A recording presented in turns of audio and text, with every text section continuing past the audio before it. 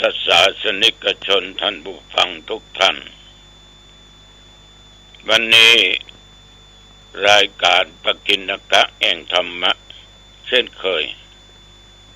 มาพบปะกับญาติกับโยมเป็นประ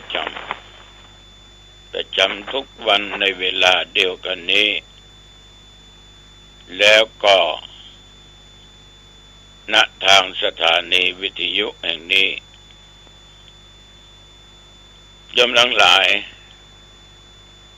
ก่อนที่จะได้ได้จ่ายออกไปนั้นเอามาไหว้พระมาสวดมนต์เพื่อเกิดเป็นมงคลต่อเราต่อตัวต่อตนของใครของมัน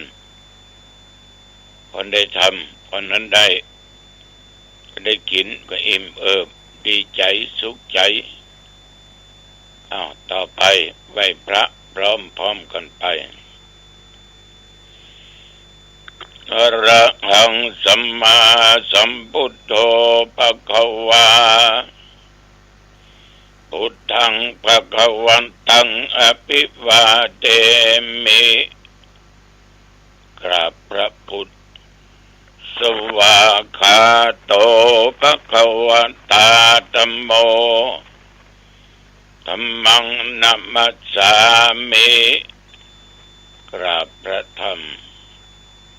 สุปฏิปันโนภควโตสาวกสังโฆสังฆังนัมมามิกราบพระสงฆ์นะโมตัสสะภะคะวะโตอะระหะโตสัมมาสัมพุทธัสสะนะโมตัสสะภะคะวะโตอะระหะโตสัมมาสัมพุทธัสสะนะโมตัสสะภะคะวะโตอะระหะโตสัมมาสัมพุทธัสสะพุทธังสรณังคัจฉามิธัมมังสรณังคัจฉามิสังฆังสรณังคัจฉามิตุติยัมปิพุทธังสรณังคัจฉามิตุติยัมปิธัมมังสรณังคัจฉามิตุติยัมปิสังฆังสรณังคัจฉามิตติยัมปิพุทธังสรณังคัจฉามิตติยัมปิธัมมังสรณังคัจฉามิตติยัมปิสังฆังสรณังคัจฉามิอิติปิโสภะคะวะอะระหังสัมมาสัมพุทโธวิชชาจารณะสัมปันโนสุขโตโลกวิทูอนุตตโรปุริสธัมมัสสาลติสัตตาเทวมนุสสานังพุทโธภควาติยันตุนิมิตตังอวะมังคะลัญจาโยจามะนาปุสังกุนัสสะสัทโธปะปักขะโอตุสุปินังอะกันตังพุทธานุภาเวนะเวนะสัมเมนตุสวากขาโตภคะวะตาธัมโมสันติติโกอะกาลิโกเอหิปัสสิโกโอปันนายิโกปัจจตังเวทิตาโพวินโยหิติยันตุนิมิตตังอวะมังคะลัญจาโยจามะนาปุสังกุนัสสะสัทโธปะปักขะ ะโอโตโสปินังอากันตังธรรมานุภาเวนะวินาสเมนโตสุปฏิปันโนภะคะวะโตสาวกสังโฆอุชุปฏิปันโนภะคะวะโตสาวกสังโฆญาญาปฏิปันโนภะคะวะโตสาวกสังโฆสามิจิปฏิปันโนภะคะวะโตสาวกสังโฆยะติตังยัตตาลิปุริสายุคานิอัตถะปุริสปุคลาเอสะภะคะวะโตสาวกสังโฆอาหุนายโยปะหุนายโยทักขินายโยอัญชลิกรณิโยอนุตตรังปุญญเกตังโลกัสสาติยันตุนิมิตตังอวะมังคะลัญญาโยจะมะนาโปสังกุนัสสัทโธ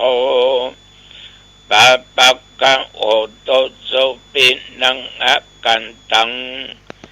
สังฆานุภาเวนะวินาสเมนโตยะโตอังภะเกนิอะลิยายาชาติยาชาโตนาปิชานามิสันจิจะปันนังชีวิตาโวโรเปตาเตนะจัจเจนะโสติเตโอตุโสติขัพพัสสะโพชังโคสัตติสังฆาโตธัมมานังวิจัยโยตถาวิริยัมปิติปัสสติโพชังคาจัตถาปะเรสัมมาตุเปกะโพชังคาสัตติติสัพพัทธัสสินามุนีนาสัมมาทักขะตาภาวิตาภาอุลิกตาสังวัตตันติอภิญญายานิพพานายะจะโพธิญาณเอเตนะสัจจวัชเชนะโสทิเตโอตุสัพพทาเอกัสสมิงสัมมะเยนะโตโมคัลลานัญญกัสสปังกิลาเดตุกิเตติสวะโพชังเกสัตตะเทสัญเยเตจะตังอภินันติตวาโรกามุจจิงสุตังคะเนเอเตนะสัจจวัชเชนะโสทิเตโอตุสัพพทาเอกัตถาตัมมะราชาภิเกลัญเยนะภิปิลิโตจุนดัตเตเรนะตัญเยวะพันนาเปตวานะสัทธลังสัมโมดิตวายังอภัตตตัมหาวุตตาสิทานะโสเอเตนะสัจจวัชเชนะโสทิเตโอตุสัพพทา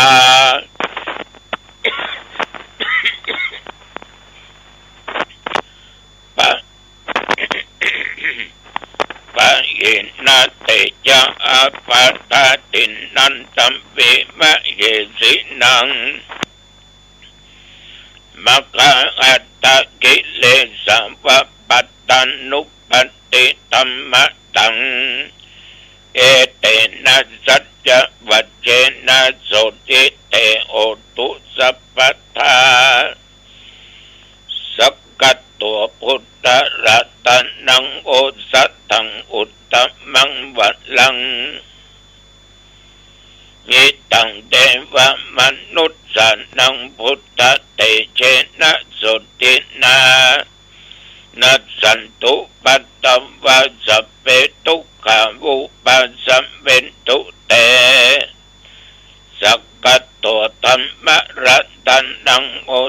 ตังอุตตมังปะลัง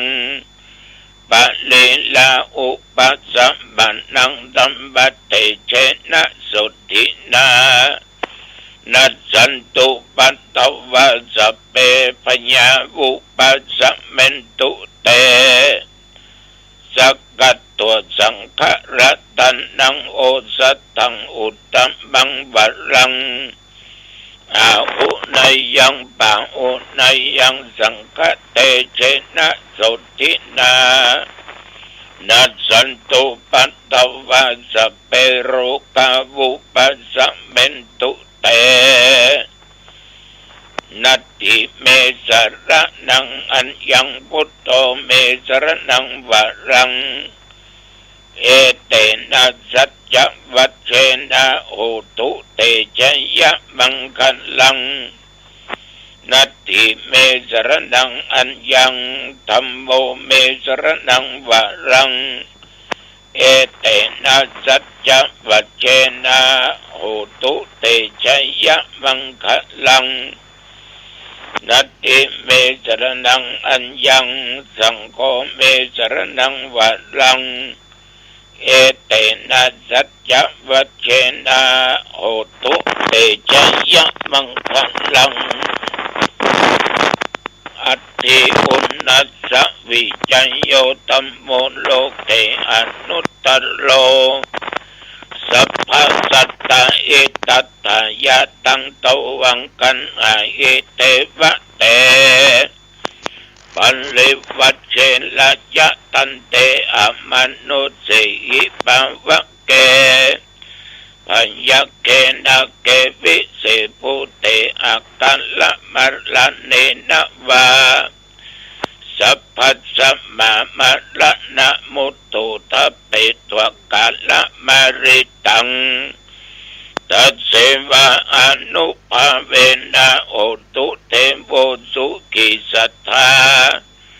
สุตตะสีลังสัมมาทายะธัมมังสุจริตังจะเลตัสเสวะอนุภาเวนะโอตุเตโวสุขิสัทธาลิขิตังเจนติตังปุจังทารนังวัจนังครุงภเลสังเตสันนังสุตตวาตัสสะอายุปวัตตติติภวัตตุสัพพะมังคัลลังรักขันตุสัพพะเทวตาสัพพะพุทธานุภาเวนะสัทธาโสติภวันตุเตภวัตตุสัพพะมังคัลลังรักขันตุสัพพะเทวตาสัพพะธัมมานุภาเวนะสัทธาโสติภวันตุเตภวัตตุสัพพะมังคัลลังรักขันตุสัพพะเทวตา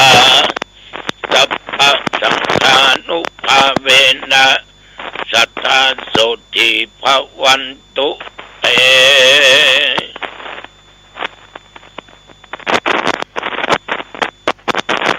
โดยบทพุทธานุภาพธรรมานุภาพสังฆานุภาพบทสาธยายมนต์บทสังฆปริตยันดุลนิมิตตังสักกัตตัวอัตถิอุณัสสวิจัยโยบนคาถาเหล่านี้เป็นสิ่งที่ศักดิ์สิทธิ์ข้าพเจ้าจงมาปกป้องคุ้มครองรักษายังตนตัวข้าพเจ้าตลอดจนญาติจนโยม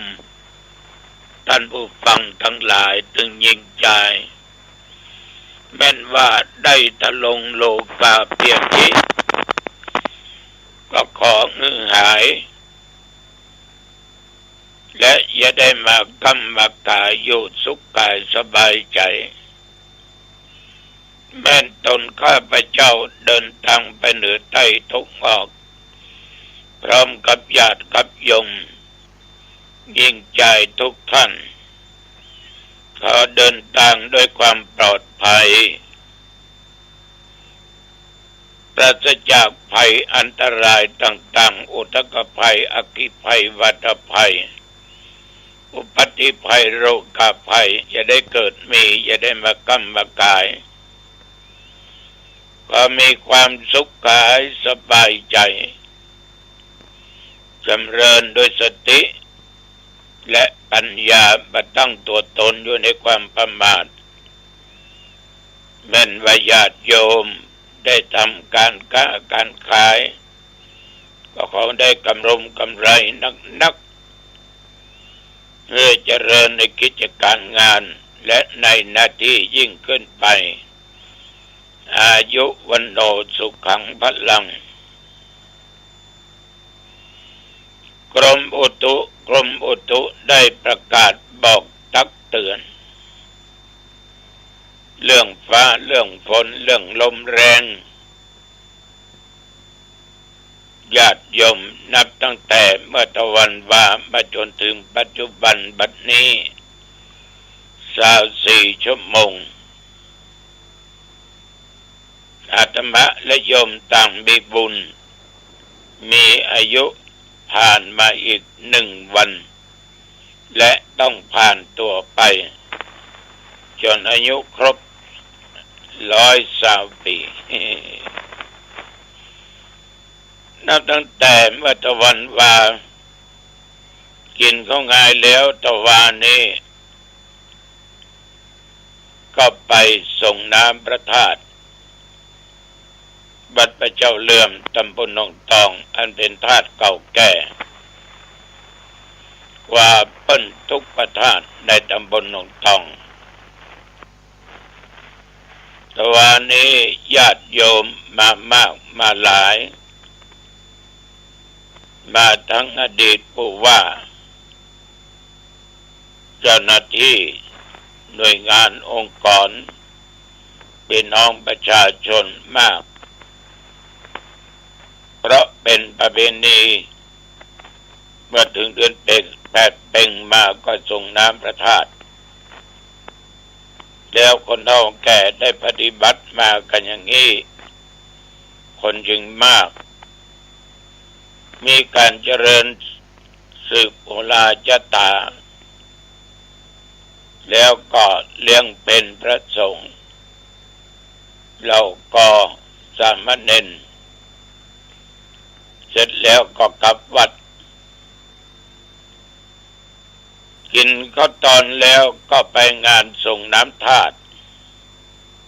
ที่วัดศพหานอำเภอสัมปะตองจังหวัดเชียงใหม่พบปะญาติโยมมากมายใกล้กองก็ดีอกดีใจงานวัดงานว่างานบุญงานกุศล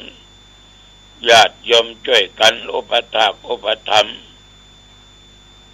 บุญละบางห่างบันนีบไกลเมื่อมีบุญในทางพุทธศาสนากลับมาแล้วญาติโยมก็ได้มีคุณพ่อประพันธ์ปันธนาคุณโยมสมัยพ่อเมืองแม่อุพรพ่อวิบูลย์แม่ฟองจันทร์อ้ายเสาแม่พิมพินอุปชัยมาจากบ้านบวกค้างอำเภอสันกำแพงจังหวัดเชียงใหม่มาดำหัวปีใหม่เนาะขอโทษที่ไม่ได้ปะกันแต่มากำลังเจริญพุทธมนต์อยู่ที่วัดพระเจ้าเลื่อมอยู่นอกจากนั้นต้องขออนุโมทนาต่อคนโยมนิตยามุนสุรินทร์พร้อมกับลูกกับหลานได้นำธรรมมาถวาย4 ผูกพระไตร2 บาท1 ลูก ทำสี่ผูกนั้นเป็นทำไมสองผูกทำตั้งแต่สมัย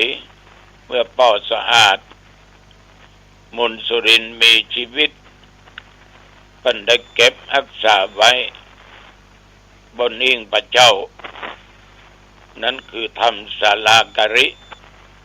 และทำเล่มหลวงแม่ประกรรมฐานเพื่ออุทิศส่วนบุญกุศลนั้นไปหาดวงวิญญาณของป่อสะอาดมุนสุรินทร์ก็ขอจงไปรอดถึงจิตวิญญาณป่อสะอาดมุนสุรินทร์เพื่อนพร้อมกับพวกพ้องเพื่อไปสู่สุคติโลกหน้าทำมาก็ไปแสดงธรรมที่วัดลำจ้างในงานทำบุญทักษิณาตานไปหาท่านพระครูประภากรพุทธิศาสตร์คือท่านสาธุเจ้าคำที่ได้ถึงแก่กรรมไปอายุได้60พรรษา36วันนี้ก็จะมีการทำบุญตอนเช้าและตอนบ่ายท่านได้อุทิศร่างคือแก่โรงพยาบาลมหาราชเชียงใหม่เพื่อไปเป็นอาจารย์ของนักเรียนแพทย์นักเรียนพยาบาลท่านนั้นได้วางไว้ได้หลายเป็น10 กว่าปี20 กว่าปีฉะนั้นญาติโยมขึ้นแล้วก็มีญาติมีโยมไปร่วมมากมายก่ายกองคณะสงฆ์อำเภอเมืองจังหวัดลำพูนเป็นเจ้าภาพโดยการนำของท่านเจ้าคณะอำเภอรองอำเภอเจ้าคณะตำบลรองตำบลเจ้าวาดผู้ช่วยเจ้าอาวาสพระสงฆ์องค์เด่นภายนอกมีเทศบาลตากว้างโดยการนำของท่านนายกและคณะเทศบาลตำบลประตูป่าสถาประชาชนร่วมเป็นเจ้าภาพในคืนที่แล้วทั้งเทศทั้งสวดก็ต้องขออนุโมทนาขอบใจเป็นอย่างมากอนุโมทนาต่อแม่บัวหลันจำปาอิ่มพร้อมกับลูกกับเต้าบวกค้างสังกะแปงที่ได้ไปสักเก้าดำหัวธรรมภาพแต่บ่พบบ่ปะบ่เจอก็ต้องขออภัยอนุโมทนาเป็นอย่างมากญาติโยมชีวิตของคนเฮาเนี่ยมันแขวนอยู่บนเส้นได้เอาบอกว่าได้เส้นนั้นมันจะพุดขาดเมื่อใดก็หมายความว่าในชีวิตเอาถึงวันเมื่อยังมีลมหายใจเข้าออกชีวิตของเราก็อยู่รอดไปเป็นวันแต่พอเมื่อใดไฟมันจะขาดฉะนั้นเมื่อมันเป็นเช่นนี้ญาติโยมท่านทั้งหลายก็ได้ระมัดระวัง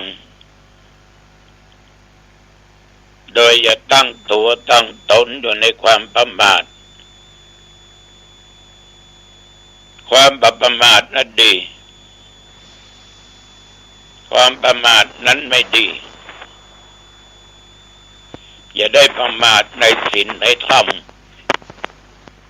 ญาติโยมบางคนประมาทในศีลในธรรมโดยกล่าวว่ามีอย่างศีลมีอย่างธรรมมันมีดีอะไรอย่างบ้านมันเลี้ยงอะลูกมันมีประโยชน์อะไรอย่างศึกษาไม่อย่างฟังอย่างปฏิบัติมันอย่าง อันเนี้ยคือความคิดของคนที่มีปัญญาตึกตันบาดแสงสว่างได้ทั้งสิ้นถ้าจะแบ่งแล้วมามืดไปมืดถ้ามามืดไปมืดเนี่ยญาติโยมลำบากแน่ถ้ามามืดไปสว่างสร้างแต่คุณงามความดียังมีความสุขมาสว่างไปสว่างมาก็มีดีมีบุญส่งมาเกิดในโลกอยู่ในโลกก็ยังมีบุญมีดีอีกเยอะแต่จะได้บางคนมาสว่างแต่ทำบาปทำกรรมผิดศีลผิดธรรมตายแล้วไปสู่ทางมืดญาติโยมท่านผู้ฟังอย่าได้ประมาทก็แล้วกันอย่าลืมเนอะวันพุธองค์เย็นอ่างดงสังฆราชเปิดป้ายอาคารเรียนใหม่โดยมูลนิธิร่วมกตัญญูวันพุธนี้มีพระมหาเลเถระชั้นพรหมชั้นลาภจากวัดมหาธาตุมาเป็นองค์ประธานพร้อมโดยประธานมูลนิธิญาติโยมท่านผู้เกียรติวันพุธที่วัดกำแพงงามจะเปิดป้ายอาคารเรียนและวันที่ 4นิมนต์หัววัดแห่ขวัญตาลก็ร่วมทำบุญจึงขอประกาศเป็นสายบุญกับญาติกับโยมเอาละนะอุจาเป็นมาเป็นเวลาเป่าสมควรอายุวันโดสุขขังพลังพบกันใหม่โอกาสหน้าเจริญพร